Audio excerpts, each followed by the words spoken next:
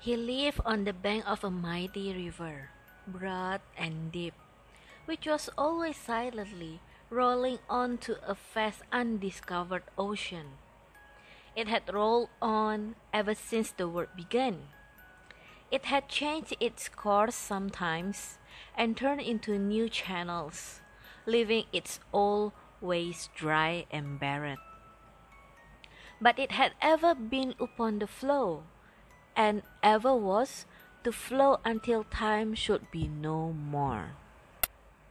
Against its strong, unfathomable stream, nothing made head, no living creature, no flower, no leaf, no particle of animate or inanimate existence, ever strayed back from the undiscovered ocean. The tide of the river set resistlessly towards it, and the tide never stopped, any more than the earth stops in its circling round the sun. He lived in a busy place, and he worked very hard to live. He had no hope of ever being rich enough to live a month without hard work, but he was quite content, God knows, to labor with a cheerful will. He was one of an immense family, all of whose sons and daughters gained their daily bread by daily work, prolonged from their rising up betimes until their lying down at night. Beyond this destiny he had no prospects, and he sought none. There was overmuch drumming, trumpeting, and speech-making in the neighborhood where he dwelt, but he had nothing to do with that. Such class and uproar came from the bigwig family, at the unaccountable proceeding of which race he marveled much. They set up the strangest statues in iron, marble, bronze, and brass before his door, and darkened his house with the legs and tails of uncounted images of horses. He wondered what it all meant, smiled in a rough good-humored way he had, and kept at his hard work. The Bigwig family, composed of all the stateliest people thereabouts and all the noisiest, had undertaken to save him the trouble of thinking for himself, and to manage him and his affairs.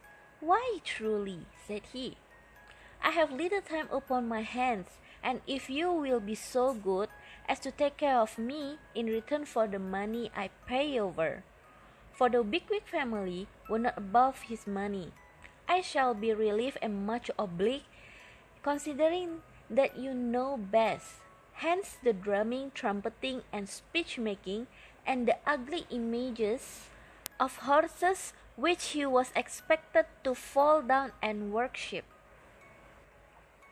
"I don't understand all this," said he, rubbing his furrowed brow confusedly, "but it has a meaning maybe if I could find it out." "It means," returned the Bigwig family, suspecting something of what he said, "honor and glory in the highest, to the highest merit." "Oh," said he, and he was glad to hear that.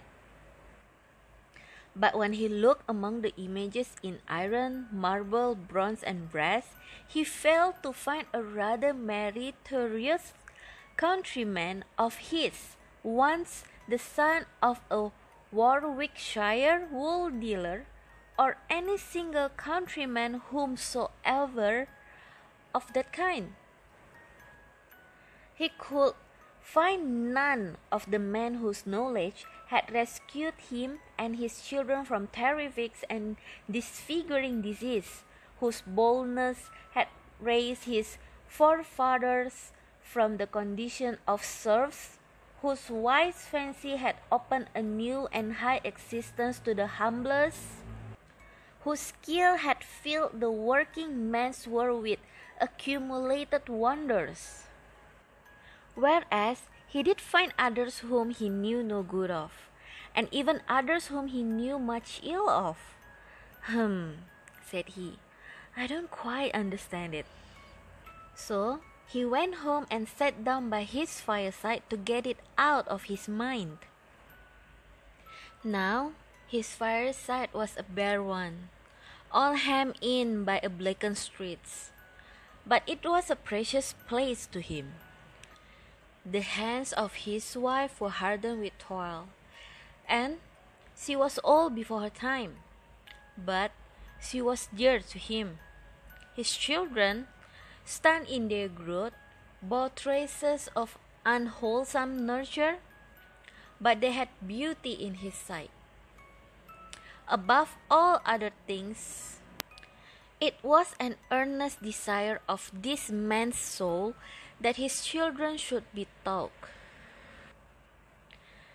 "If I am sometimes misled," said he, "for want of knowledge, at least let them know better, and avoid my mistakes. If it is hard to me to reap the harvest of pleasure and instruction that is stored in books, let it be easier to them." But the Bigwig family broke out into violent family quarrels concerning what it was lawful to teach to this man's children.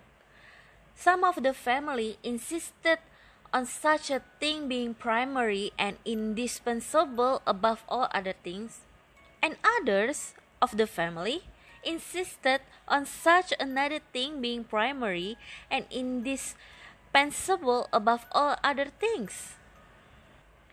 And the Bigwig family ran into factions, wrote pamphlets, held convocations, delivered charges, orations, and all varieties of discourses, impounded one another in courts, lay, and courts ecclesiastical, threw dirt, exchanged pummelings, and fell together by the ears in unintelligible animosity. Meanwhile, this man, in his short evening, snatched at his fireside, saw the demon ignorance arise there, and take his children to itself. He saw his daughter perverted into a heavy, slatternly drudge. He saw his son go moping down the ways of low sensuality to brutality and crime.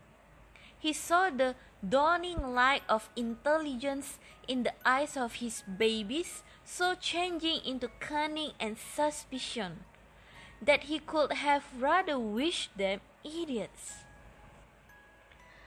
"I don't understand this any better," said he, "but I think it cannot be right. Nay, by the clouded heaven above me, I protest against this as my wrong." Becoming peaceably again, for his passion was usually short-lived and his nature kind, he looked about him on his Sundays and holidays, and he saw how much monotony and weariness there was, and thence how drunkenness arose with all its train of ruin. Then he appealed to the Bigwig family and said, "We are a laboring people, and I have a glimmering suspicion in me that laboring people of whatever condition were made by a higher intelligence than yours, as I poorly understand it, to be in need of mental refreshment and recreation. See what we fall into when we rest without it. Come, amuse me harmlessly, show me something, give me an escape." But here the Bigwig family fell into a state of uproar absolutely deafening, when some few voices were faintly heard, proposing to show him the wonders of the world, the greatness of creation, the mighty changes of time, the workings of nature, and the beauties of art. to show him these things, that is to say, at any period of his life when he could look upon them, there arose among the bigwigs such roaring and raving, such palpitating and petitioning, such mouthering and memorializing, such name-calling and dirt-throwing, such a whirlwind of parliamentary questioning and feeble replying, where I dare not, waited on I would. There the poor fellow stood aghast, staring wildly around. "Have I provoked all this?" said he, with his hands to his affrighted ears. By what was meant to be an innocent request, plainly arising out of my familiar experience and the common knowledge of all men who choose to open their eyes?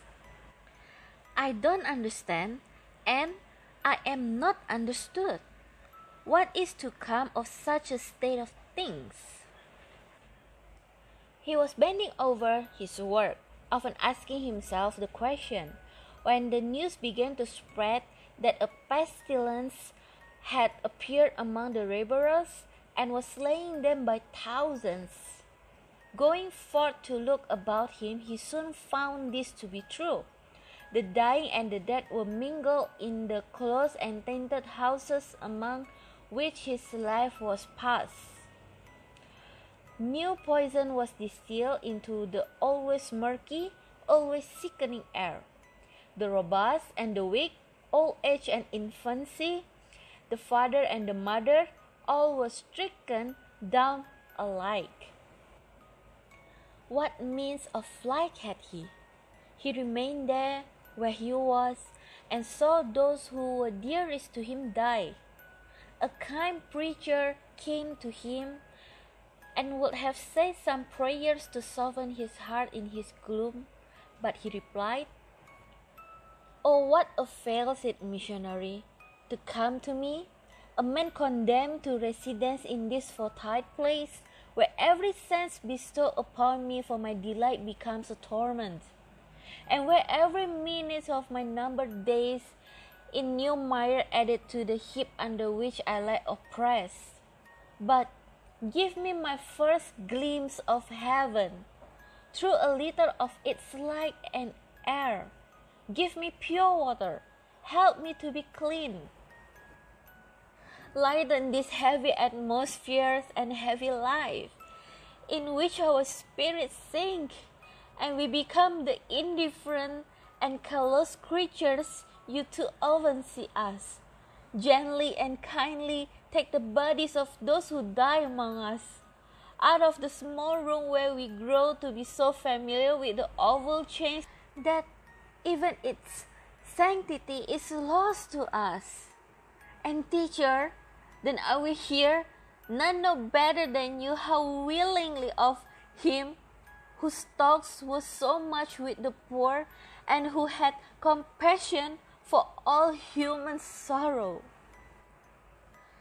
He was at work again, solitary and sad, when his master came and stood near to him dressed in black. He also had suffered heavily. His young wife, his beautiful and good young wife, was dead. So too his only child.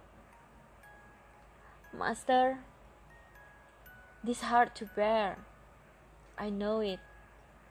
But be comfort. I will give you comfort, if I could."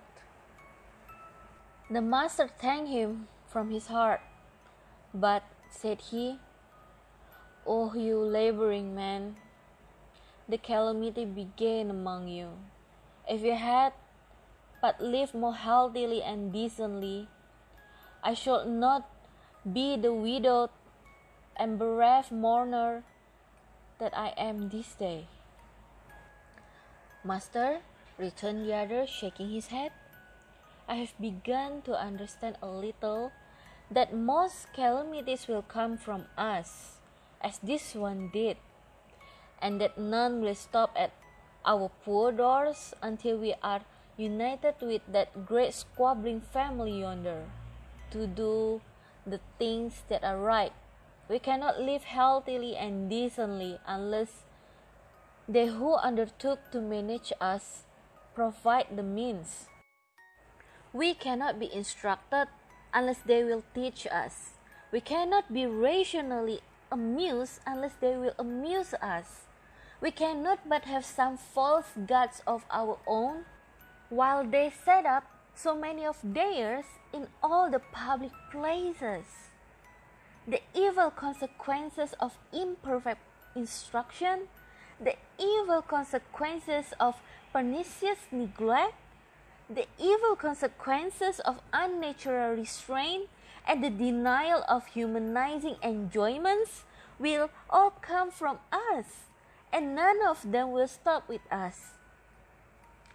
They will spread far and wide. They always do.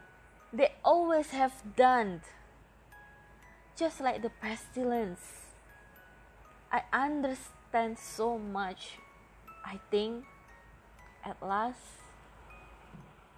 But the master said again, "O you laboring man, how seldom do we ever hear of you, except in connection with some trouble?"